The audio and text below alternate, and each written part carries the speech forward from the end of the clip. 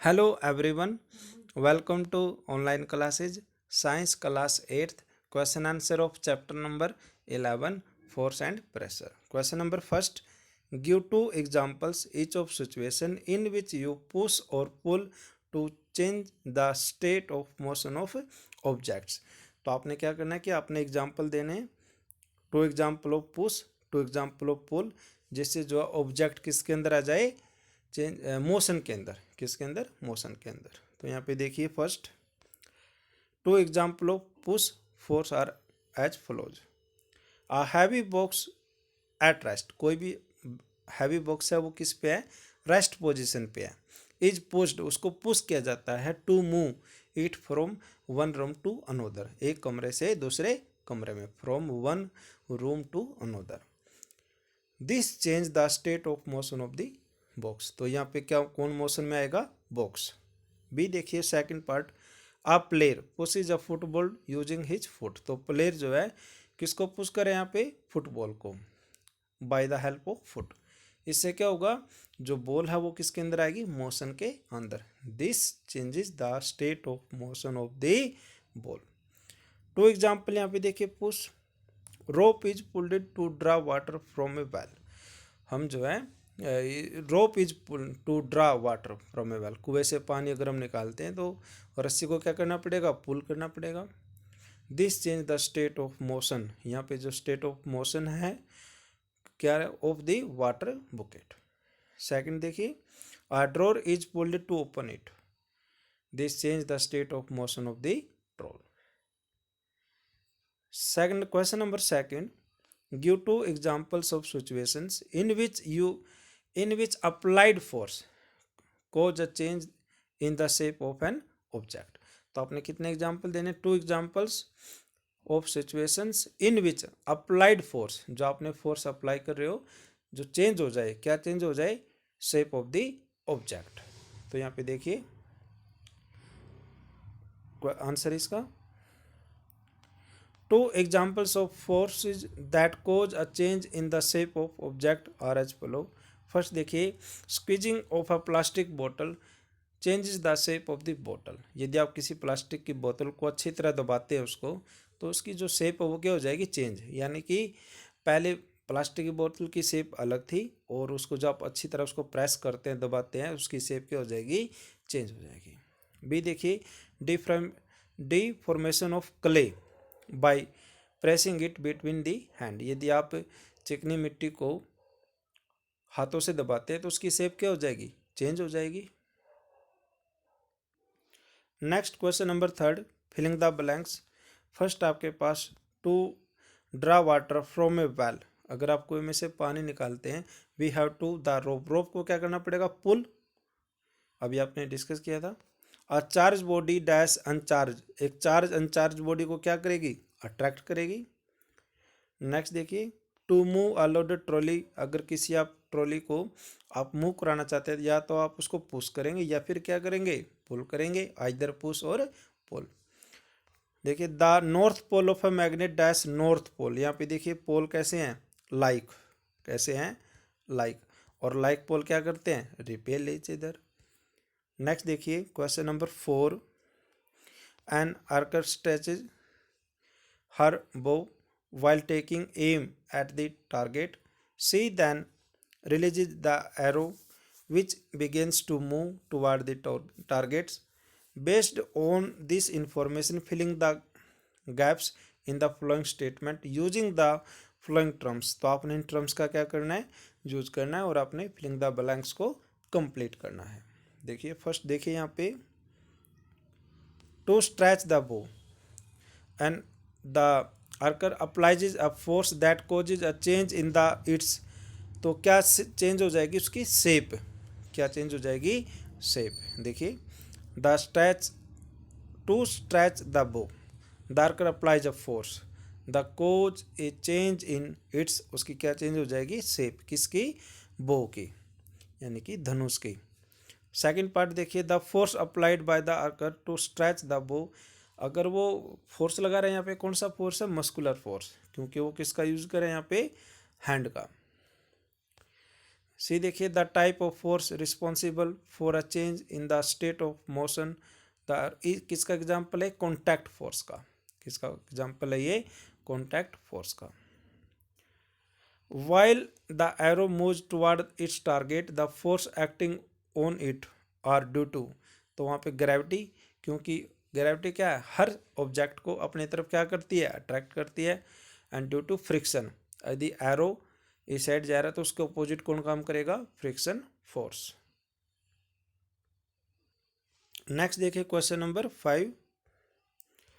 In the following situation identify the agent exacting the force and the object on which it acts, state the effect of the force in each case। First देखिए, squeezing a piece of lemon between the fingers to extract its juice, तो यहाँ पे इसका answer देखिए आप, in squeezing a piece of lemon, यदि आप नींबू के टुकड़े को अच्छी तरह दबाते हैं, we make use the muscular force, तो आप किसका यूज कर रहे हैं, मस्कुलर फोर्स का, to extract its juice.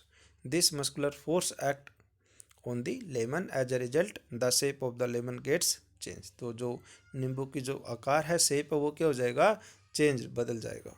Next देखिए B part, taking out paste from a toothpaste tube, तो यहाँ पे देखिए इसका answer, we use our muscular force, तो हम किसका यूज करें यहाँ पे, मस्कुलर फोर्स का, to take out paste from a toothpaste tube. The muscular force acts on the toothpaste tube as a result, जिससे क्या होगा, शेप ऑफ द जो ट्यूब है वो क्या हो जाएगी, चेंज हो जाएगी। सी पार्ट देखिए आप,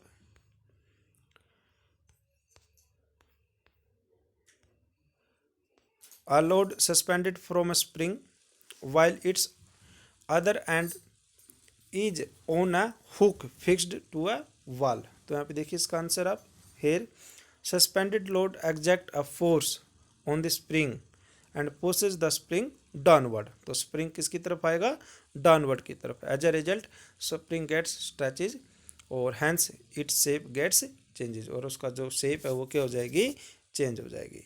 लास्ट देखिए D part, an athlete making a high jump to clear the bar at a certain height, तो इसका आंसर देखिए आप,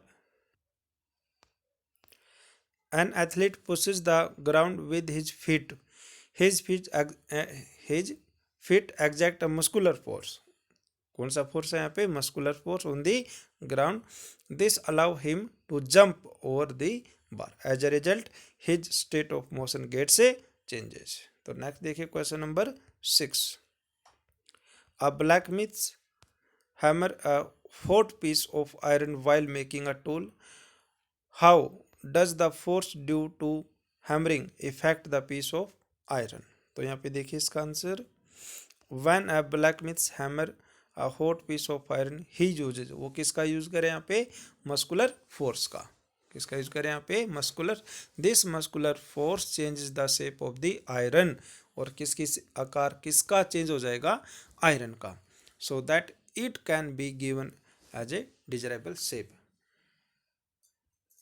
नेक्स्ट देखिए question number 7, an inflated balloon was pressed against a wall after it has been rubbed with a piece of synthetic cloth. It was found that balloon sticks to the wall. What force might be responsible for the attraction between the balloon and the wall? तो यहाँ पे answer देखिए आप, on rubbing an inflated balloon with a piece of synthetic cloth, यदि हम देखिए rubbing रगड़ते हैं inflated balloon को किसके साथ, सिंथेटिक कपड़े के साथ, इट बिकम चार्ज, तो बैलून के ऊपर क्या आ जाएगा, charge, a charge body attract करते हैं किसको, अनचार्ज बॉडी को, when this charge balloon is present against a wall it sticks to the wall, वो किसके साथ चिपक जाएगा, वॉल के साथ, the force acting between the charge balloon and the wall, इसका क्या नाम है, इलेक्ट्रोस्टैटिक फोर्स, क्या नाम है, इलेक्ट्रोस्टैटिक फोर्स। नेक्स्ट देखिए question number 8, name the force acting on a name the force acting on a plastic bucket containing water held above ground level in your hand. Discuss why the force acting on the bucket do not bring the change in its state of motion. तो यहाँ पे answer देखिए आप. We make use of muscular force to hold a bucket of water. यदि आप पानी की बाल्टी को होल्ड करके रखते हैं तो आप कौन सा फोर्स यूज कर रहे हैं? Muscular force.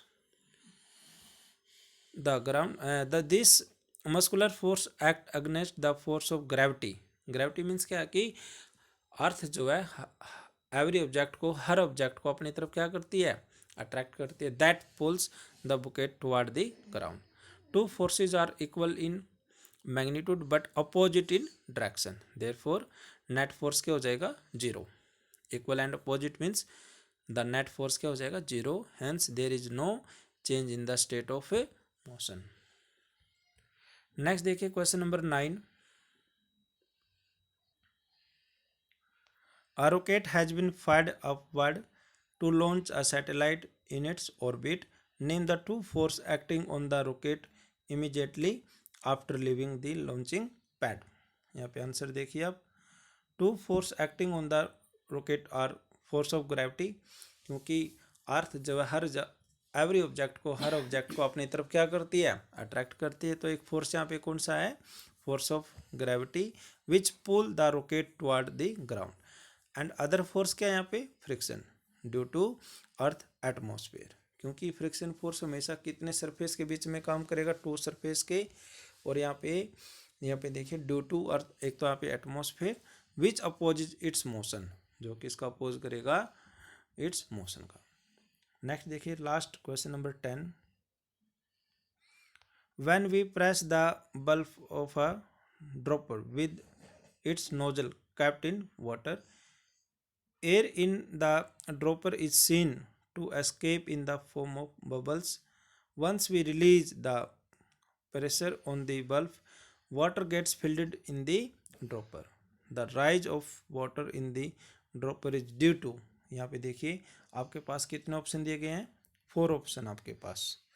फर्स्ट आपके पास है the pressure of water, B आपके पास है gravity of the earth, C shape of the rubber bulb, या फिर डी एटमॉस्फेरिक प्रेशर. तो आपका आंसर क्या हो जाएगा? D atmospheric pressure. The rises of water in the dropper is due to, किसकी वजह से? Atmospheric pressure. Thank you and have a nice day.